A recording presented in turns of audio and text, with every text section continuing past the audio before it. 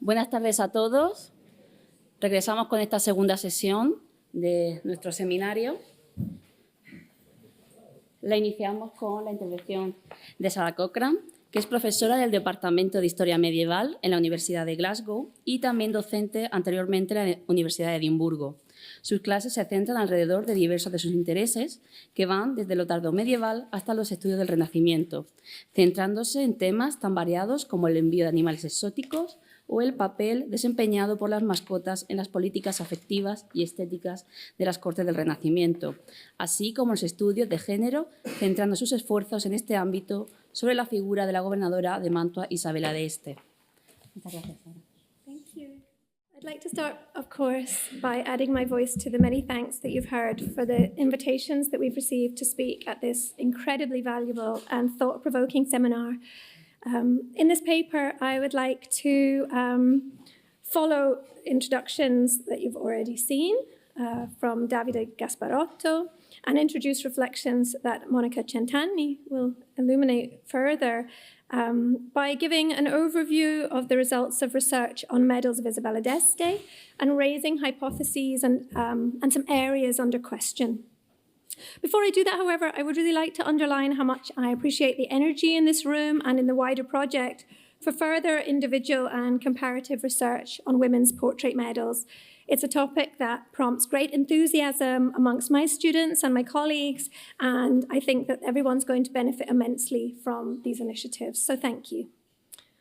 I'm going to structure my discussion of Isabella d'Este's medals by looking first at Isabella's marriage medal of 1490, before turning attention to the much better known personal medal by Gian Cristoforo Romano that Isabella first had made in 1498.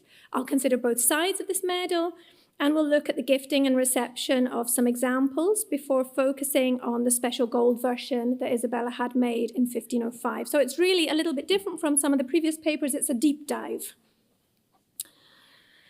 Isabella d'Este is one of the most famous women of Renaissance Europe, and I know that her biography is very familiar to many of you, to all of you, I'm sure, so I'm not going to dwell there. But Isabella was born, of course, in Ferrara in 1474, the daughter of Eleonora of Aragon, a princess of Naples, and Ercole d'Este, the Duke of Ferrara. And the marriage and... Oh, hang on, that's not it. Oh, that's not right. There, no. There. The marriage and power sharing of Isabella's parents is celebrated in this medal by Sperandio, which shows the ruling couple face to face, possibly in the year of their marriage. But it's another couple's medal that we're going to look at now, of course. The young Isabella d'Este was betrothed to Francesco Gonzaga, the Marchese of Mantua, and the wedding took place in 1490. And it's these nuptials that are celebrated in this as yet anonymous medal. The obverse shows Francesco in front and Isabella behind, and the reverse gives details of the groom and the bride. This small medal is now very rare, with only 2 presumed surviving examples. And the assumption has been made that this medal was distributed to the populace from the ducal palace in Mantua as part of those wedding festivities. That could be the case, and the medal's small size can suggest a commemorative coin as much as a medal. I think that further scholarly attention to this medal would be most welcome. One area that I would like to pick up that's frequently commented on in relation to this medal is Isabella's appearance, and that picks up a theme, of course, from our first roundtable. Influential publications have expressed the opinion that Isabella was an exceptionally difficult patron when it came to her image, described her as an unattractive bride, and hypothesized that the medal was suppressed because of Isabella's appearance here. Now, I'm not going to argue that this is a highly sophisticated representation of the newlyweds, but I wonder if it's correct to write the medal off in this way. I'd like to know your thoughts about whether it's a misguided suggestion that many examples of this medal don't survive because Isabella was vain or she wanted to destroy the existence of an inelegant portrait. For me, these kinds of hypotheses echo the kind of gendered criticism of Isabella's art patronage and collecting activities against which Rose Marie San Juan so convincingly argued over 30 years ago, and which Carolyn James has again highlighted in a recent article on Isabella's portraits and gender in history. Nevertheless, the idea that Isabella suppressed or obliterated this medal is often repeated. Is this fair? More evidence would be valuable here. I'd be interested in what numbers such a medal might be made, what survival rate you as experts in this field would expect for such a medal.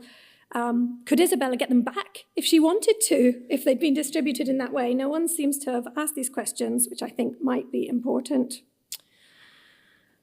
So more questions than answers there. Turning to the 1498 medal, Isabella's personally commissioned medal by Gian Cristoforo Romano is much better known, much better studied than the marriage medal, and has a comparative wealth of supporting evidence for its design, its distribution, its reception. The medal survives in multiple copies. Hill's corpus of Italian medals lists 16, and it exists in diverse metals. Lead, bronze, if you'll permit me, and gilt bronze and solid gold. Today, Isabella's medals can be seen in locations in the United States, in the UK, in Italy, in Germany, in Vienna, for the famous gold display version that belonged to Isabella herself that we will return to. And you'll see several examples of the medal across my slides. The documents suggest that Isabella entered discussion with Gian Cristoforo Romano about a medal from 1495, and he was working in Milan. And Isabella was in Milan from January to March of that year for the birth of her sister Beatrice's son, Francesco Sforza. The medal project, though, gained momentum after the death in January 1497 of Beatrice, who had been Gian Cristoforo Romano's patron. The medal was cast, we know, in 1498, and it demonstrates an overt connection to Roman coins, both in its compact size, as has been mentioned, and its complex iconography. As Davide Gasparotto has mentioned, included in its design process was also the humanist Niccolò da Correggio, Isabella's cousin. And Niccolò suggested these three possible alternatives for the medal's motto, and we'll consider the motto more when we focus on the reverse. The medal was given some minor amendments in a second version in 1505, and Gian Cristoforo Romano's medal was distributed by Isabella over decades and given to favored recipients, including important cultural figures such as the poets Antonio Tebaldeo and Bernardo Accolti. So Isabella's medal then should be seen as a key token of Isabella's image as an elegant, erudite, and authoritative stateswoman, and is a valuable currency in the diffusion of her reputation and her cultural and political networking. The gold display version of the medal was kept in a cabinet in Isabella's grotta, which is one of her two showpiece rooms in the Ducal Palace in Mantua, so along with her studiolo, these rooms housed her extensive collections of naturalia and artificialia. While inventorying the possessions of the Gonzaga court, the notary Odoardo Stivini was tasked with compiling a meticulous list of items in Isabella's collection after her death. And from objects in the grotta, he describes, quote, in English, I'll quote, a gold medal with the image of the dearly departed lady when her ladyship was young. And this, I think, I was reminded of this by Monica Centanni's words in the round table of a medal as an object of memory. In fact, this is twice over an object of memory because we're remembering a dearly departed lady and when she was young, in fact. It's circled with diamond letters, spelling Isabella, with little flowers between each letter that are enameled in red, and a wreath around the outside with little flowers enameled in white and blue, and with a victory in relief on the reverse. So, like Stivini, I'm going to look first at the obverse of the medal and then the reverse. And we'll think about the use and reception of the medal, including, I think, important sensory and emotional elements to this, before giving some focus to the framing and display of the gold example. So the obverse of the medal shows Isabella in profile, identified by her birth name and title as the Marchesa of Mantua, Isabella Esten Mark Man. In some versions, the state is given as Ma or Mant. Isabella's physiognomy is generally considered in the literature to be a reasonable reflection of her appearance, in line, I think, with norms of the numismatic genre and women's portraiture. So again, I think it's rather unfair that here too Isabella has been subjected to accusations of oversensitivity to her appearance and critical suggestions that vanity has led Isabella to be idealized in her portraits, including this one. I think, on the contrary, it's fair to argue that a degree of idealization would be entirely expected by any patron. And as the roundtable speakers stressed earlier on, there's a fine balance, a tension sometimes between presenting a likeness and a political portrait. I think it's important that Isabella, who's walking a very careful tightrope between ideals of feminine decorum and requirements of virile co-rule, she has to keep a mindful eye on representations of her appearance and her qualities. I don't find criticism of her vanity to be particularly valuable, but I would like to hear your thoughts on this because it's so predominant. On the medal, Isabella's dress isn't given great prominence. It's subtly rendered as a low square neckline and the shoulder of sleeves. These are more clearly visible when incised later on to the 1505 gold version, detailing that's somewhat reminiscent, perhaps it's supposed to be, let's say so, of Leonardo's portrait of Isabella of 1499 to 1500.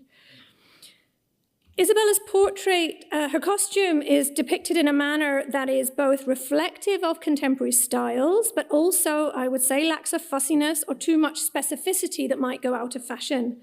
So while some other women's medals, as we have seen, are more grounded in particular styles or fashion moments, for instance, contemporary with Isabella, some are showing influences from the northern courts of Naples, with hair styled in that coazzone down the back of the neck and down. It seems to me there's a choice, and Isabella does not tie her outfit down too firmly. That could be a clever, calculated move by the Marchesa, who is renowned as an arbiter of trends. The costume is graceful and it's demure, but it's not pinned to a moment, or indeed to any political alliances that costume could signal, as per a recent book chapter I've written on Isabella's sartorial politics. So it's this highly classicized imagery also allows Isabella, as a married woman, to circumvent expectations around loose hair, for example. So while other women might choose differently and show life cycle status, magnificence, and sartorial power through a defined costume that's pinned into a fashion moment, even, as we've seen earlier on, identifiable pieces of jewelry, Isabella does not do that. And I think that's a conscious choice, I imagine. Isabella's jewelry here suggests wealthy refinement in a chunky necklace, maybe pearls, beads, or a chain, although the shape might suggest, tell me what you think, encased central sections protruding outwards from these pointed ovals, maybe a necklace with inlaid jewels, possibly like that seen in Francia's 1510 portrait of Isabella's heir, Francesco Gonzaga, or Federico Gonzaga, or are we looking at a necklace somewhat like this, but minus the pearls and with one central jewel in each section? Or have I overthought this matter? You might be thinking she has. The period eye could read the necklace easier than we, for sure, and it nevertheless contributes to a magisterial elegance that, again, is difficult to place in time. Isabella's elaborate hairstyle is particularly striking. Some locks are left free to frame her face. Two pleats from the side are knotted and gathered up with the lengths of her hair to join in this flowing fancy ponytail down the back of the head, which lends a dynamism to this side of the medal and movement. Now, I won't dwell on this because Monica knows this much better than I, but I will point towards the research that has convincingly tied the obverse of Isabella's medal and her portrait to the silver denarius of Claudius, which an example of which is held in the Este collection in Isabella's natal city of Ferrara and may have been well known to Isabella. That's the silver one in the corner, and I've included on the slide because it's easier to see a similar example in gold from the British Museum. The point has been well made by Lorenzo Bonaldi and Monica Centanni that the pleats and ponytail of Isabella's medal quote the laurel wreath and the ribbons of the emperor. I think that point is well made. That Isabella contemplated the hairstyles on the obverse of antique coins is evidenced by a detail in a letter of Isabella's best friend and her sister-in-law, the Duchess of Urbino, Elisabetta Gonzaga, to Vincenzo Calmetta of May 1502. The Duchess was commenting in the wake of responses to the hairstyles of the women of the Gonzaga delegation at the wedding of Alfonso d'Este to Lucretia Borgia. And according to Elisabetta, Isabella was in charge of these hairstyles, and she said it's no surprise if certain people from Rome don't get it and they're taken aback by this hairstyling, because if they paid as much attention to portraits on medals as they do to the reverses, then they'd learn a lot about dressing hair. So Isabella knows about this stuff. Another connection to antique medals has often been drawn between Isabella's and the cameo that Isabella owned, which depicted the Roman Empress Livia. The Stavini inventory of the contents of the grotta lists as its very first item, in fact, an antique cameo of Augustus and Livia. And again, in the medal's portrait and its antique credentials, its iconography, Isabella is compared with and takes on characteristics of male and female political authority of imperial Rome. So the ensemble on the obverse of the medal is both classicized and courtly. It's tied to a person and a place, as well as to other people, times, and places, to the past, the present, the future. Gendered attributes of beauty and decorum are highlighted, as well as feminine and virile characteristics of rulership deeply embedded in Roman exemplars. This messaging is completely smoothly continued on the reverse, as we've seen, and I won't dwell here. The reverse of the portrait medal shows a winged female figure in a lightweight diaphanous tunic robe. In her right hand, she holds the wand or short staff. In the left, a pen, a palm, as different people have said. At her front, a snake rears up, and above her, the astrological sign of Sagittarius with the bow and arrow ready and the 8-pointed star. The figure has been identified in a number of ways, including in the Stavini inventory as Victory. And again, I won't dwell here, but again, just as this denarius of Claudius from the Este collection illuminates the obverse of the medal, it equally assists us in a more precise reading of the reverse. The model of the denarius identifies the winged and draped lady as an emblem of victory and peace in the figure of Pax Nemesis, who can be seen here on the denarius with a serpent as well. And again, a compelling case for this identification as Nemesis was put forward by Bonaldi and Centanni. The presence of Sagittarius has vexed scholars. We can safely say Isabella wasn't born under the sign, she is a Taurus. But as Monica Centanni will show us, I think, Isabella's natal chart allowed her to associate herself with Sagittarius and with Jupiter and to claim those characteristics of leadership associated with them. The motto is Benemerentium Ergo, sometimes with the O, as per the first casting of 1498. The motto was chosen by Isabella herself from the 3 proposed by Niccolò da Correggio, each relating to these themes of merit and gratitude. In line with the enigmatic erudition of a high-status humanist medal, it's not unambiguously easy to understand. What would be the fun in that? And English translations put forward in the scholarship include, for those who do her service on account of great merit and because of the deserving stars.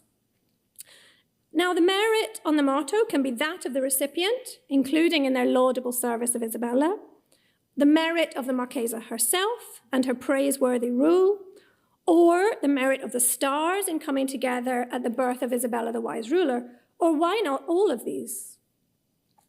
In any case, the motto and iconography of the reverse relate to Isabella as a ruler, backed by the heavens to give justice and peace to her subject and to defeat her enemies, which recalled for me one of her many devices, the 27, relating to defeated sects of unidentified enemies, which obviously shift during the years. Around the years of Isabella's discussion with Gian Cristoforo Romano about the medal, and then immediately preceding its first production in 1498, we can see a lot of examples of the importance of messaging about Isabella's rightful authority and her political capacities. These were years of complex diplomatic maneuvering and violence of the Italian wars.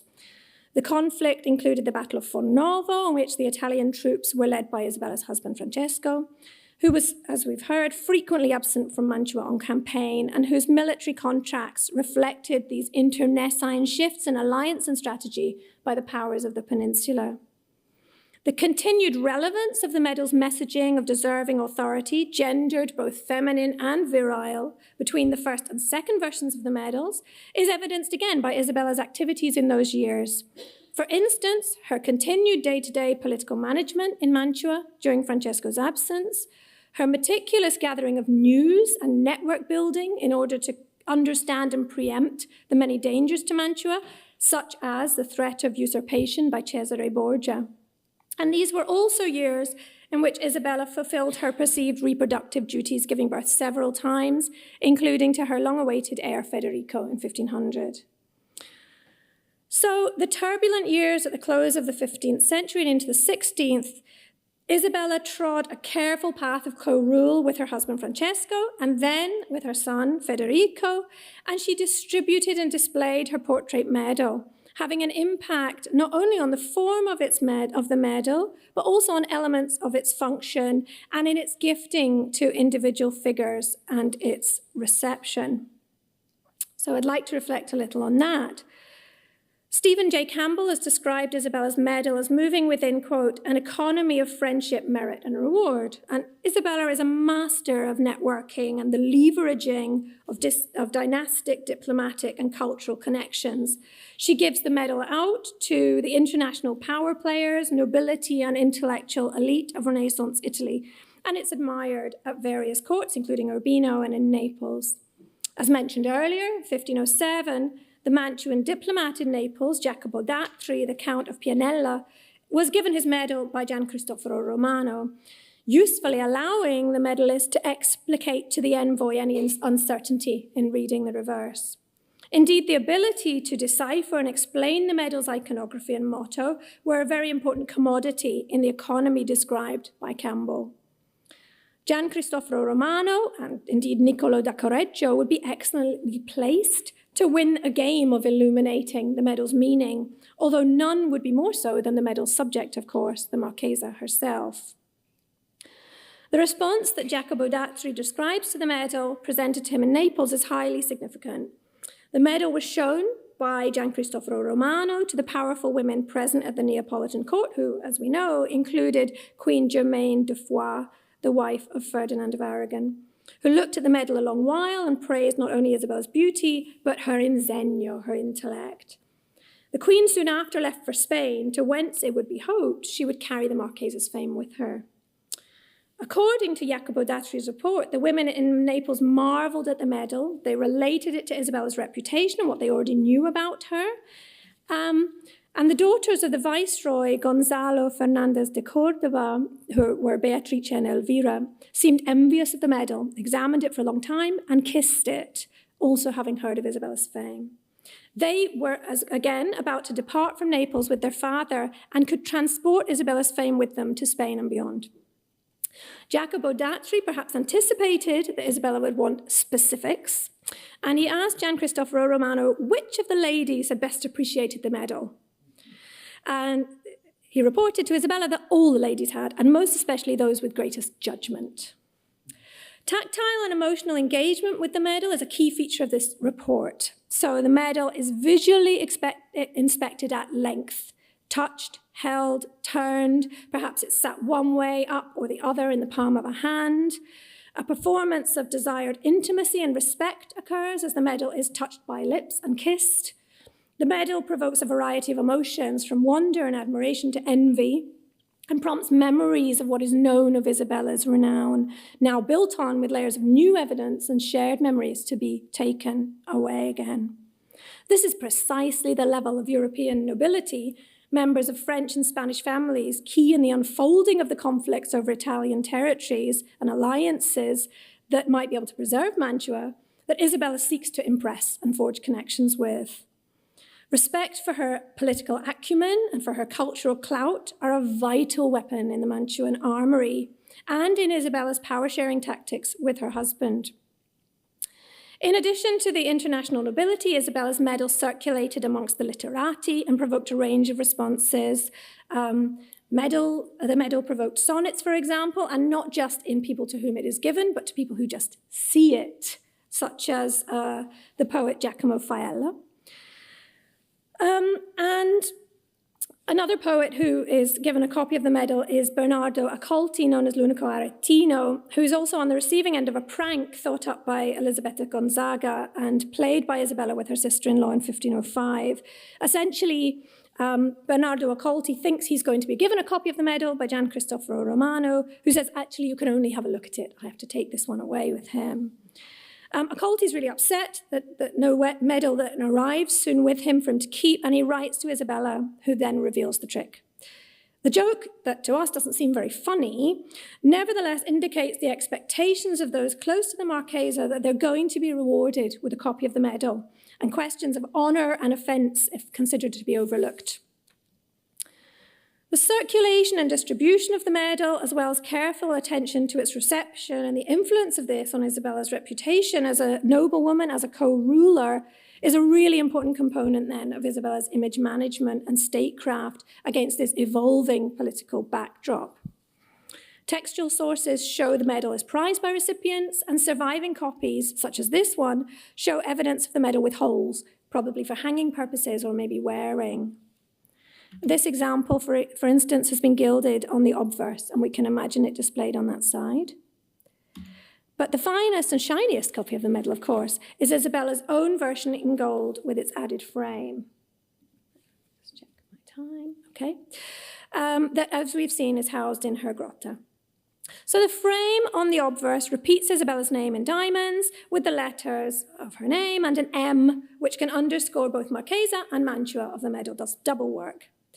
Between the letters are gold roses with red enameled petals, and round the outside of the frame is a golden garland with leaves of green enamel and white and blue flowers. On the reverse is a classical niello pattern. The frame is likely to be the result of collaboration of Gian Cristoforo Romano and other highly skilled craftsmen, including in the cutting of diamonds. Isabella's personal display copy of the medal is a rare survival because it's a gold portrait medal that's avoided being repurposed, melted down, and the survival might be attributed to the fame of its subject, as well as the difficulty in recycling elements of this frame, taking it apart. The frame magnifies, both in size, but also in adding new dimensions and associations to readings of the medal within the space of erudite reflection and conversation, that is, the grotta. For instance, the diamonds could provoke a connection with Isabella's Estense family because the diamond was a well-known Este symbol, particularly linked with Isabella's father, Ercole, who had just died in the January of 1505. It's very timely. The medal was kept alongside valuable antique vases and that cameo of Augustus and Livia discussed earlier, with which parallels were drawn. And like the medal, the cameo is framed in gold with a surrounding garland and enameled greenery, in this case, laurel leaves. The reverse of the cameo piece features niello and proclaims ownership by the Marchesa. They're a kind of pair.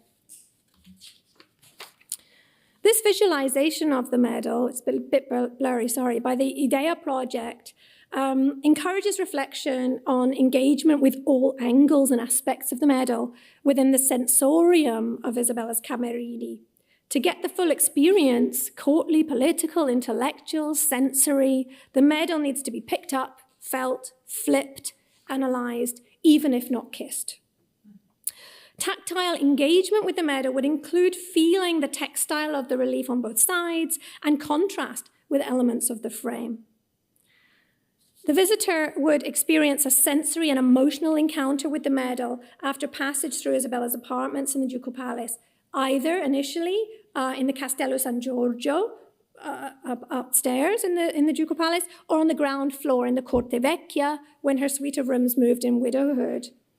The medal stored in the most prestigious, most intimate area of her apartments, and the grotta and studiolo are reserved for only the most deserving of visitors, a feeling that could be emphasized to the viewer when looking at the medal's motto, in fact. While a great benefit in the distributed medal is its portability and its relative durability, allowing it to be transported and shown off, as we've seen, by a range of recipients to a range of viewers in potentially distant places, the display version is a more fragile example, and it glitters as a treasure of treasures, I would say, proclaiming Isabella's qualities at the very heart of her collection in the seat of her power. The medal continued to do important work for Isabella for decades at home and away, an image of continuity rather than change, to follow the Round Table's discussion.